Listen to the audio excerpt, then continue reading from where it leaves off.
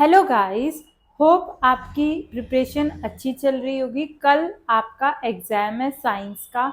All the best for your exam. सभी students को मेरी तरफ से ऑल द बेस्ट। और आज हम करेंगे बायो के कुछ important questions from sample paper. First question, during cellular oxidation of glucose ATP produce होता है। जब भी ऑक्सीडेशन होता है ग्लूकोज का, तो ग्लूकोज का ऑक्सीडेशन मतलब कि हमने जो खाना खाया वो ऑक्सीडाइज हुआ और खूब सारी एनर्जी प्रोड्यूस हुई, जिससे हम अपने दिनचर्या का काम करते हैं।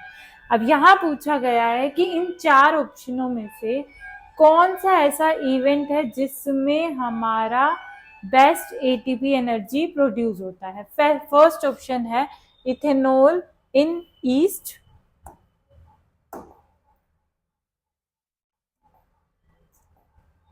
Ethanol in yeast, lactic acid in muscle cell, carbon dioxide in yeast cell, या फिर carbon dioxide in human cell. सबसे ज्यादा एनर्जी एटीपी जो प्रोड्यूस होती है वो होती है carbon dioxide in human sales, क्योंकि ह्यूमन सेल्स में जो एनर्जी प्रोडक्शन होता है वो माइटोकॉन्ड्रिया में होता है और वो सबसे बेस्ट होता है in carbon dioxide in human cells. तो इसका D is the correct answer. During which of ninth question, during which of the following stages of the circulation of blood in a normal human being the oxygenated blood is pumped to all parts of body। इनमें से जो भी आपका human blood circulatory system है, जो कि एक important topic है, ह्यूमन हार्ट डायग्राम भी आपको करके जाना है प्रिपेयर, और साथ ही साथ आपको उसका जो फ्लो है डायग्राम का वो भी अच्छे से समझ के जाना है। अब यहाँ पे बोला गया है कि जो ऑक्सीजनेटेड ब्लड है वो कब आपका किस स्टेज में all parts of the body में जाता है। क्या वो कॉन्ट्रैक्शन ऑफ लेफ्ट एट्रियम में जाता है, कॉन्ट्रैक्शन ऑफ लेफ्ट वेंट्रिकल, या राइट एट्रियम रिलैक्सेशन में, या फिर राइट वेंट्रिकल ऑफ रिलैक्सेशन। देखिए, जब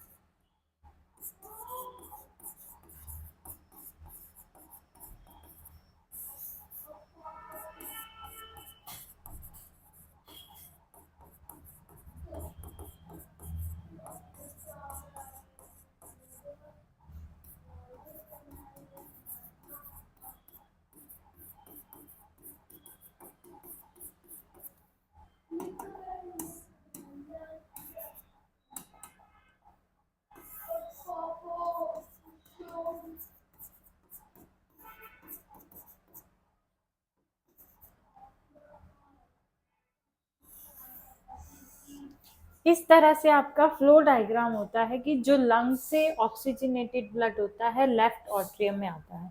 जब भी कलेक्शन होगी ब्लड की तो वो रिलैक्स करेगा, जब उसको नेक्स्ट चैम्बर में जाना होगा तो वो कॉन्ट्रैक्ट हो जाएगा। तो क्योंकि यहाँ से ब्लड हमें पंप्ड हो रहा है यानी कि बाहर जा रहा है और इस पार्ट से वो बॉडी पार्ट्स में जाता है, तो यहाँ पर आपका करेक्ट आंसर होगा contraction of the left ventricle, क्योंकि लेफ्ट वेंट्रिकल से वो सभी की सभी बॉडी पार्ट्स में ट्रांसफर होता है।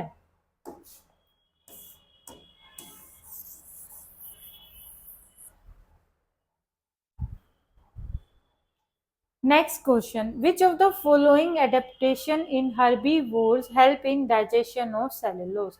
herbivores के बारे में आप एक बात जानते होंगे कि उनका जो डाइजेस्टिव सिस्टम होता है वो लेंथ में बड़ा होता है ह्यूमन से। ह्यूमन का डाइजेस्टिव सिस्टम स्मॉलर होता है फ्रॉम हर्बीवोर्स, क्योंकि उन्हें सेलुलोज डाइजेस्ट करना होता है। तो ऐसा क्या मॉडिफिकेशन होता है? देखिए, लॉन्ग मतलब काउ की बात हो रही है, क्या उसके पास लॉन्गर लार्ज इंटेस्टाइन होती है, स्मॉल लार्ज इंटेस्टाइन होती है, स्मॉलर स्मॉल इंटेस्टाइन होती है, लॉन्गर स्मॉल इंटेस्टाइन है। देखने में ये सारे जो ऑप्शंस है बहुत बहुत बहुत सिमिलर लग रहे हैं, केयरफुली हमें पढ़ के इसका करेक्ट आंसर क्या होगा? longer smaller intestine. Longer smaller intestine is present in herbivores for the digestion of cellulose. Then we have 11th question. There was a cerebral dysfunction in a patient.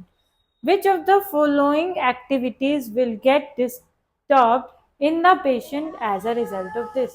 एक cerebral dysfunction हुआ एक patient में, तो कौन सा ऐसी activity है, उसकी प्रक्रिया कौन सी है जो रुक जाएगी? कौन सी प्रक्रिया है? Salivation, hunger control, posture and balance, या रेगुलेशन ऑफ ब्लड प्रेशर? देखिए, जो हमारा फोर ब्रेन होता है, तीन मेन पार्ट्स होते हैं ब्रेन के, fore brain, mid brain and the cerebral part.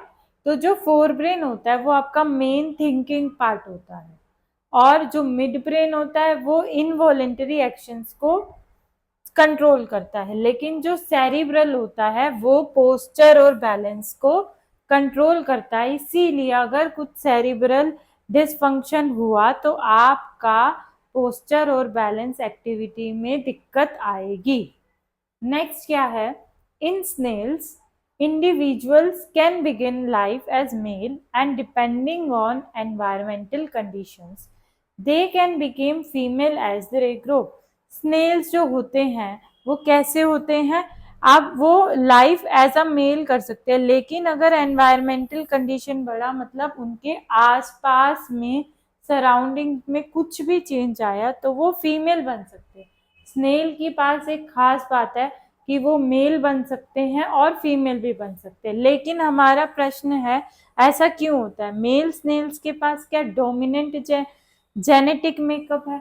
क्या वो ट्रेट जो है मेल डोमिनेंट है, फीमेल डोमिनेटिंग ट्रेट है, या फिर सेक्स क्रोमोसोम एक्सप्रेशन जो है वो स्नेल्स के लाइफ टाइम में बदलता रहता है, कभी मेल या कभी फीमेल? साफ साफ बताया गया क्वेश्चन में कि वो मेल से शुरू हुआ है तो बाद में वो फीमेल हो रहे हैं, तो इसका करेक्ट आंसर यहाँ है सेक्स जो है वो स्नेल्स में डिटरमाइन, पहचाना नहीं जा सकता, सेक्स डिटेल में नहीं पहचाना जा सकता। चलिए नेक्स्ट क्वेश्चन है आपका, आइडेंटिफाई द इनकरेक्ट स्टेटमेंट। ये कुछ स्टेटमेंट्स गिवन है, आपको इनकरेक्ट स्टेटमेंट्स को पहचानना है। Energy available to the producers is maximum. Trophic level में सबसे ज्यादा एनर्जी प्रोड्यूसर्स के पास होती है, क्यों होती है इसके बारे में पढ़ना है हमें। It is the first trophic level which absorb 1% of light energy directly from the source. क्या ये सारी केमिकल एनर्जी यूटिलाइज करती है? तीसरा, क्या 10% लाइट एनर्जी एब्जॉर्ब करती है? या लास्ट कि वो 10% light energy next trophic level को ट्रांसफर कर देती है? देखो थोड़ा कंफ्यूजिंग है, पर यहाँ पर फर्स्ट आएगा क्योंकि जो प्रोड्यूसर्स होते हैं वो 1% लाइट एनर्जी एब्जॉर्ब करते हैं डायरेक्टली फ्रॉम द सोर्स, उसके बाद वो 10% एनर्जी ट्रांसफर करते हैं। देन है आपका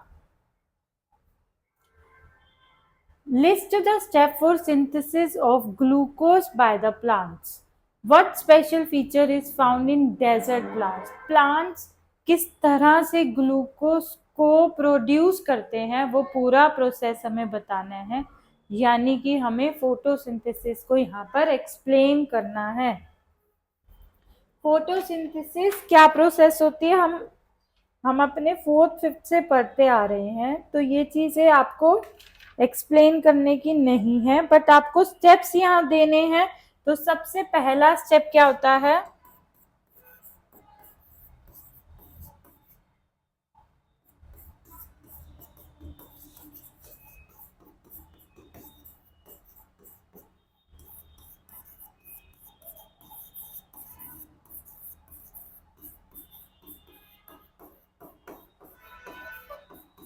फर्स्ट स्टेप होता है लाइट जो होती है, जो लाइट एनर्जी है, क्लोरोफिल, हरे रंग के पत्ते लाइट एनर्जी को खींचते हैं अपनी तरफ खींचते हैं सेकंड, उस लाइट एनर्जी को वो क्या करेंगे, अपने पास नहीं रखेंगे बल्कि उसको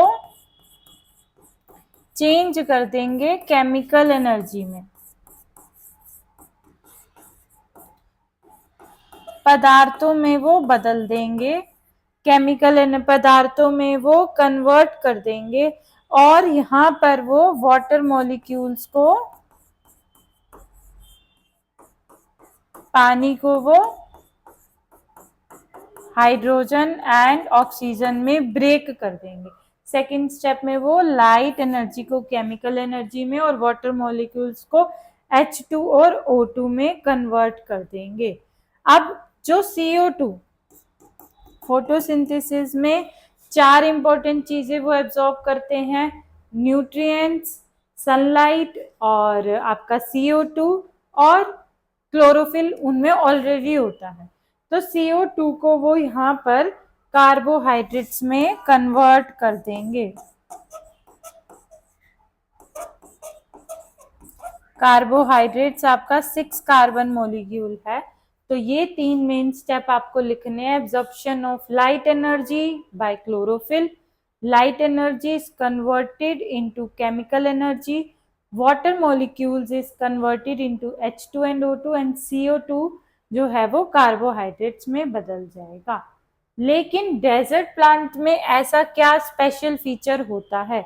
जो डेजर्ट प्लांट होते हैं वो रात में आपका एक इंटरमीडिएट प्रोडक्ट बना के रखते हैं और जो डे में है उस इंटरमीडिएट को यूज करते हैं। तो डेजर्ट प्लांट CO2 रात में ले लेते हैं,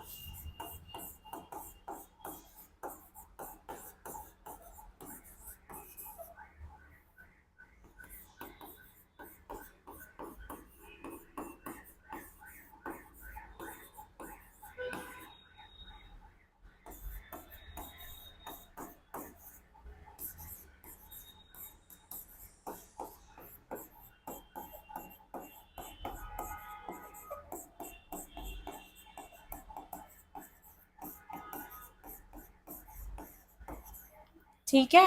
डेजर्ट प्लांट जो है वो CO2 रात को लेंगे, एक बीच का प्रोडक्ट वो बना देंगे, दिन में वो उस पे काम करेंगे। तो इससे क्या होगा, बस वो रात, एक तरह से वो रात को भी काम कर रहे हैं और दिन में भी काम कर रहे हैं क्योंकि वो डेजर्ट प्लांट है। नेक्स्ट है आपका explain the role of following enzymes in the process of digestion. सबसे पहले है सेलाइवरी एमालेज। सेलाइवरी एमालेज हमारा कौन सिक्रीट करता है? Salivary gland. सेलाइवरी ग्लैंड मतलब सबसे पहला एक्शन ही सेलाइवरी एमालेज का होता है क्योंकि जो हमारी डाइजेशन प्रोसेस होती है वो माउथ से ही स्टार्ट हो जाती है। तो इसका मतलब वो स्टार्च को कन्वर्ट करता है शुगर में।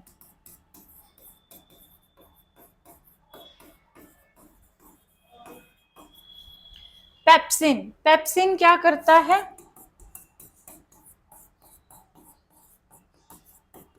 पेप्सिन क्या करता है? ये प्रोटीन्स को डाइजेस्ट करता है।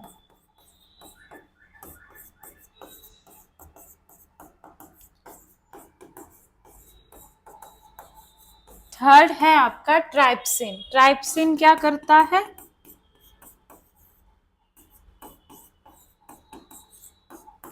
ये प्रोटीन्स को एमिनो एसिड में कन्वर्ट करता है। देन है आपका लिपेस। लिपेस क्या करता है? फैट्स को डाइजेस्ट करके फैटी एसिड और ट्राइग्लिसराइड्स में चेंज कर देता है।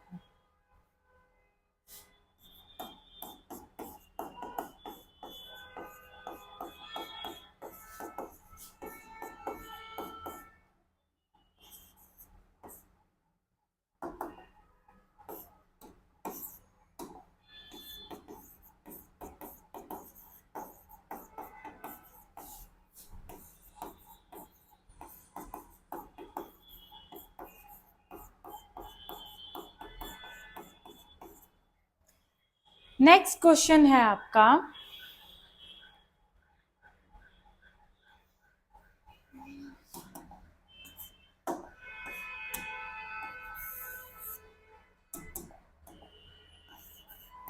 ग्लिसरोल। ग्लिसरोल में कन्वर्ट करता है। नेक्स्ट है आपका एजर्शन रीजन है, the number of chromosome in a cell in a germ cell is not same in any species. क्या किसी भी स्पीशी में क्रोमोसोम सेल या फिर जर्म क्रोमोसोम सेल और जर्म सेल सेम नहीं होते हैं?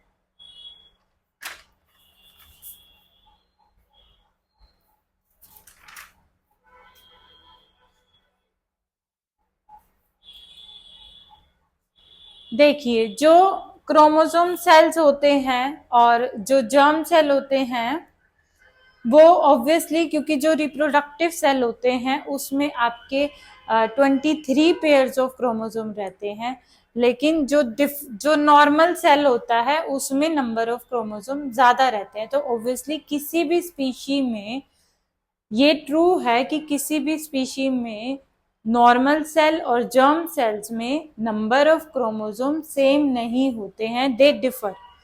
When two germ cells combine, they restore the normal number of chromosome। बिल्कुल करेक्ट है, क्योंकि हाफ एक जर्म सेल से और हाफ दूसरे जर्म सेल से आते हैं, तो दोनों का नंबर टोटल रिटेन हो जाता है। इट मीन्स आर भी आपका ट्रू है, ए भी ट्रू है, but R is not the correct explanation of A. So आपका करेक्ट आंसर हो जाएगा बी। बी मतलब ए इज ट्रू। पूरा आंसर लिखना है आपको एग्जाम में।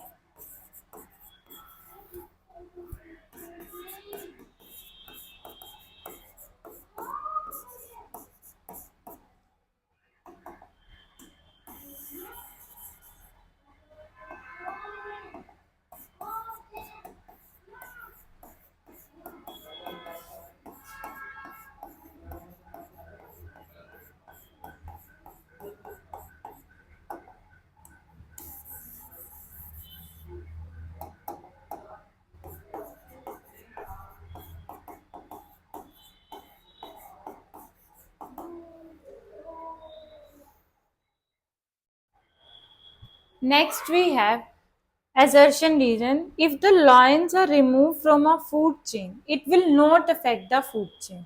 क्या अगर लॉयन को हटा दिया जाए तो क्या कोई इफेक्ट नहीं आएगा फूड चेन पे? however if the producers are removed from a food chain it will disturb the, यहाँ प्रोड्यूसर आएगा।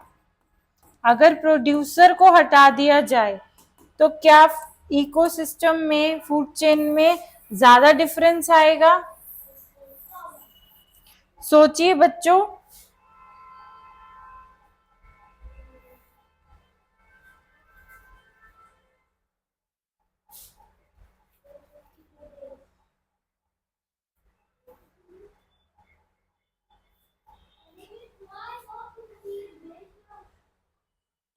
रीजन दिया हुआ है, plant are producer who can make food using sunlight while lions are consumer.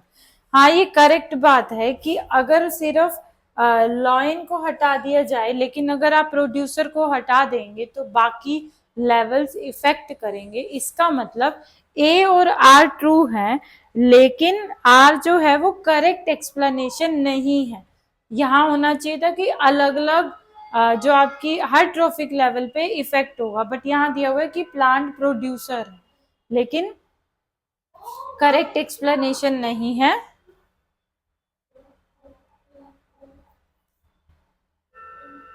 नहीं नहीं नहीं, ये आंसर नहीं होगा।